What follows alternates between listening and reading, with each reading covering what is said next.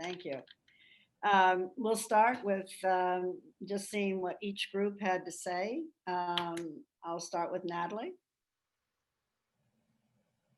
Thank you so much, Mrs. Failey. We had a great group. We had wonderful conversation. Forget the fact that we had Dalvin in our group and he was our very inspiring Oh, opening speaker. We really had conversation, which I would describe as for such a time as this. We had individuals in our group who had experienced great discouragement.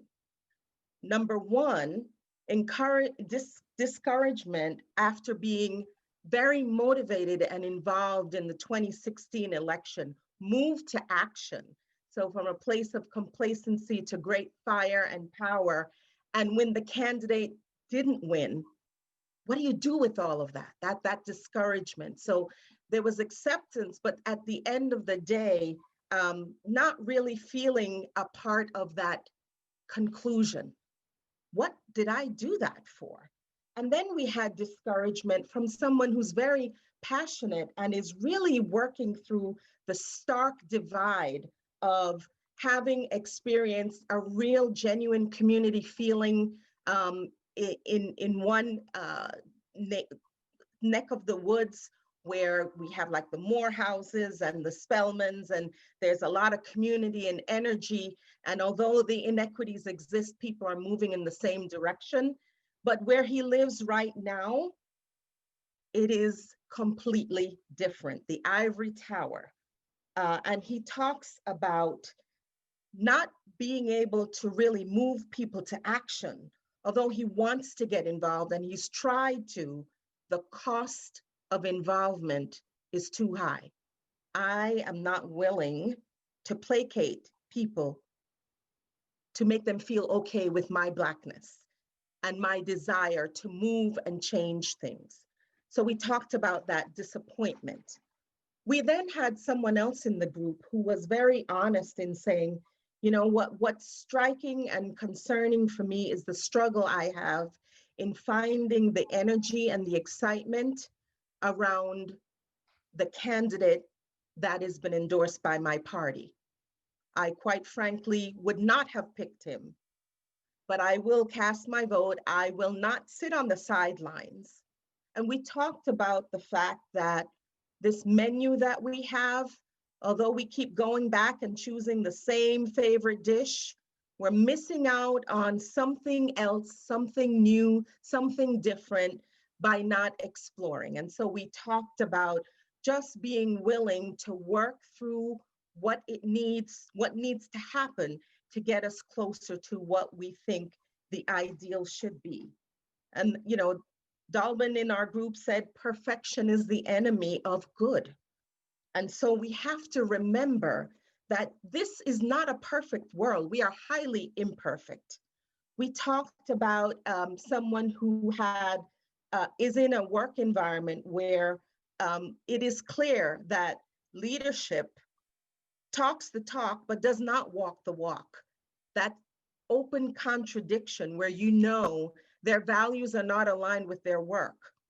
And it's sad where, you know, we see the inequities around education. And she said, education needs empathy. We really need to see change there. But our reality is a lot of people who work in it or volunteer in it or do other things, they do it because it's a job or it's something to do. It may not be their passion.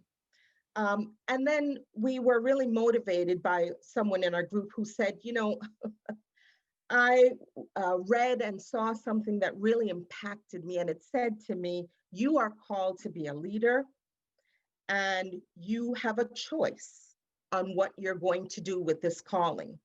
And she left us with a quote, which said, and some of you might have seen this, if you think that you're too small to have an impact, try going to bed with a mosquito. And when we think about that, that really strikes us. And so again, I say we are really struggling with 24 days left before a choice is made. We can't sit here today on October 9th and figure out what's going to happen on November 4th, nor should we waste that time. We have valuable days at hand. For such a time as this, we are strong enough, we are bold enough, we can make a difference. We should move to action, whatever that action is. Thank you. Thank you, Natalie. Okay, Jerome. All right, you hear me? Okay, so after Natalie, it's going to be very hard to, with such an eloquent, but thank you, She Mrs. has her Failey. voice. Exactly. So I had a wonderful group, and again, this is my first time to try to be a coordinator. So we had people from New York and the Bay Area and Florida. People essentially in social services, marketing, and already doing some advocating. So we had a very energy, a conversation full of energy.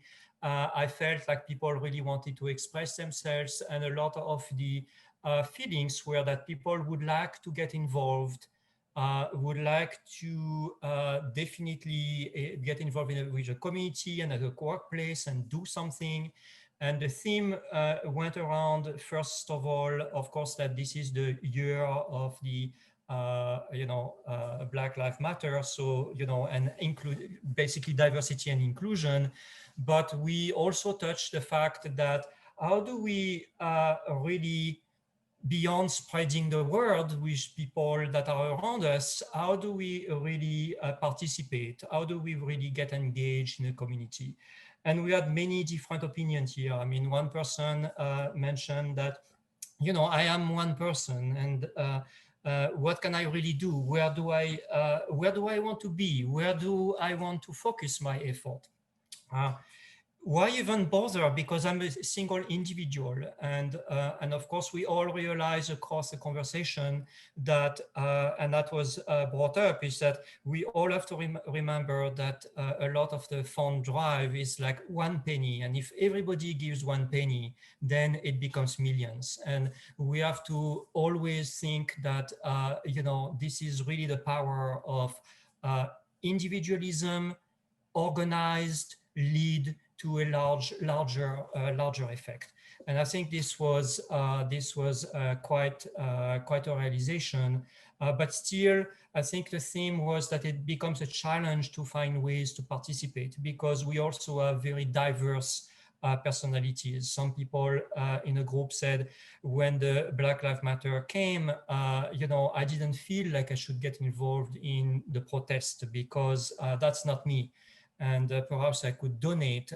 So I had a feel that also together we need to provide more opportunity and guidance in order to do this. And there was also another theme, is that what we often hear about are the big grand heroes stories, and not the small little things, the small drop that ends to break the stone. But we hear the final achievement, the big things, and that perhaps is what make people a little bit discouraged. But we kept turning around on trying to realize the power of individuals, and that sometimes as our speaker said, we are warriors. This is not easy, and it's not going to take 1 day. It's not going to take even 1 month. We had stories where it took 5 years to accomplish something big in a community. And that's what we came at the realization. And at the very end, I think that also what we came to conclude is that the very first thing that one can do as an individual is observe, listen, understand. Outreach, and by listen, be an active listener. Just don't hear it and then move on. Hear, be an active listener, hear, understand, ask question, engage, and this is how we are going to go somewhere and make changes. Great. Thank you very much. Is Dr. Clifton here, or is he? Yes, he's here. Okay, Dr. Clifton? Okay, great. Dr. Clifton, could you unmute? Oh, there he is. I'm Yeah, mute. Dr. Clifton. Yeah, I'm working on my phone, so I don't see everything because my computer's not working. So our group was started off by talking about specific um, change situations that were not large, but that were required, as you were seeing what the situation was, and developing an understanding what power it would take to change the situation, uh, and and then developing a strategy, and and the situation got changed, and then as a result, there were many unintended positive consequences of people getting together and changing a situation. This had to do with a housing project and the inefficient heating. Then we moved to Saul presented, really understanding the cultural situation that we're in when we're confronted with the desire to change things, and knowing the rules of a particular culture, and not compromising yourself, but not expecting this whole thing to change, and understanding um, how change can come about. Uh, and we can see that. We then move to an area of how the deeper things in our country can really be um, obfuscated or disguised by the news medium. And we get all involved. Someone had a great line that says, we really can't tell the difference between a debate and Saturday Night Live. Now, and it's kind of like true, like what is real, and this all like avoids like the deeper issues of fundamental unfairness that the Constitution set up. That never gets addressed because we're fighting back and forth. And then we move to people really sharing their experiences in work, public, private sector, and how they were dealing with it, and how they're striving to be open and getting discussions going at group. And I think that's what we have to continue to move towards. And as we're all individually doing that, it starts to affect more people, and it can infect and become a large force. So, and then it was another important thing that came up, that we don't have to initially go to conflict. We can. A woman shared um, an issue where there was very low voter registration, and in the particular community she was living in, and then she did some research, the group, and they saw that there wasn't any. It was it was only open from 9 to 5 and closed at lunchtime. So the only time people could register to vote. So rather than causing a big, this group developed a solution to the problem and talked to the librarian, and the librarian extended their hours, and people were able to vote there. So it didn't immediately go to conflict. It went to cooperation, and they got more votes. So, knowing when to use conflict, when to not use conflict, when to use cooperation. And these are subtle things, but extremely important. So it was as always, a real good learning experience. Thank you. Thank you very much.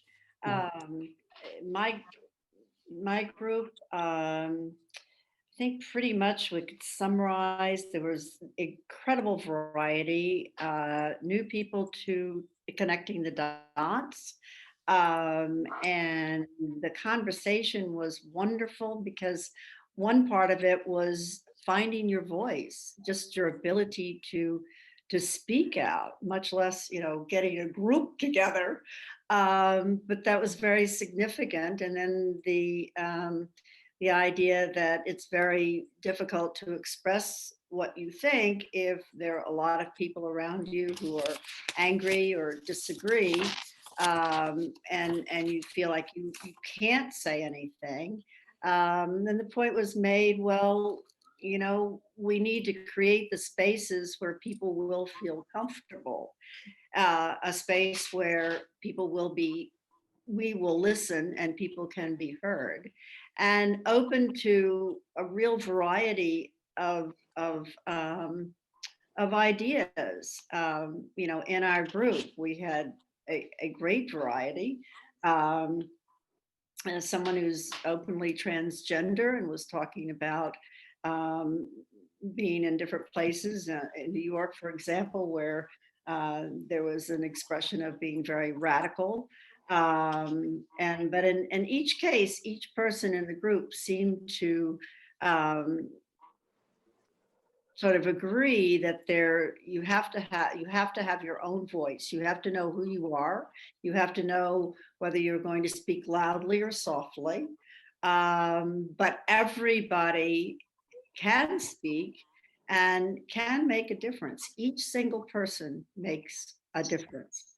And so that leads to my conclusion. And I was in Morristown on Thursday. And every time I'm in Morristown, I drive by the statue of George Washington and his winter quarters. And it makes me think about where all this began. And I picked up David McCullough's book, 1776. And I looked inside and I started reading just his idea. It's a reminder of how the revolution was won. And in 1776, he says, the human stories of those who marched with General George Washington in the year of the Declaration of Independence, when the whole American cause was riding on, are winning the war.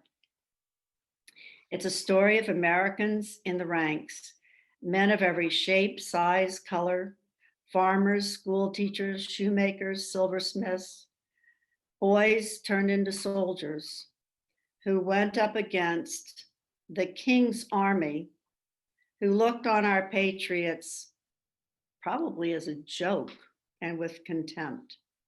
Washington had never led an army in battle.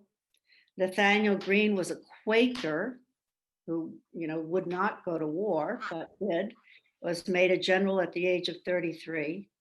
Henry Knox, a 25-year-old bookseller, had the crazy idea of hauling guns from Fort Ticonderoga in New York to Boston in the dead of winter.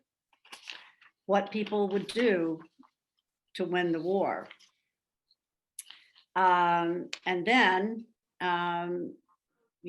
they did. And many reasons why they did. One of the reasons is right here on Long Island because of the spy ring. And those are kinds of things that I think I forget about. I mean, I was one in the past, like, what does voting mean to me? Who cares? It does mean it's very, very important. It's very important to go and vote. And what Melanie has started by creating Connecting the Dots, which is now going to be a nonprofit, maybe not quickly, but it will be, so that this forum way of communicating can be continued, a very special way of communicating. But it has been creating the power and the energy to influence change that is systemic and sustainable, locally and nationally. It's planting the seed and giving it the water and the fertilizer of our dynamic conversations. A variety of people, people who speak extremely well, who put ideas together extremely well, people who are quiet, people who are maybe introvert, people who think they don't have a voice. But through this forum, they have gotten their voices, they've developed their voices. And that's what has happened with this. And that's where people make changes, when they know that they can say something positive without the anger, without the arguing. And they can figure out what their truth is to make this statement. And then a reference to the people, first of all, Melanie, who started this, and Michelle Jones, who isn't on with us today, Prabha, Natalie Borneo, who has such an effect internationally. Dress for Success is just so important to the success of a person. I just look at my coming on to Zoom and like, okay, what I'm going to wear. Okay, it doesn't matter really what I wear, but got to get the pearl, you know, that sort of thing. But, and that's my statement. But each person has a voice, and this, these meetings have allowed us a chance to have voices in a very, very positive way. Without anger, without the silliness that we hear of in a debate. My grandson said, "What's the debate? Like, who's speaking here? What are they doing?" He's 9 years old. I mean, he was just very intrigued and critical. And then he asked me, "What do I say to people?" Because I'll say that person really is very strongly Trump. I said, "Well, you can say, I just don't believe in that. I think there are other ways, period, and move on without the anger." So thank you very much. Thank you for asking me to be the closing speaker, which I said yes, and then I went, what? This has just been another very, very rewarding Friday evening. Thank you very much. Thank you.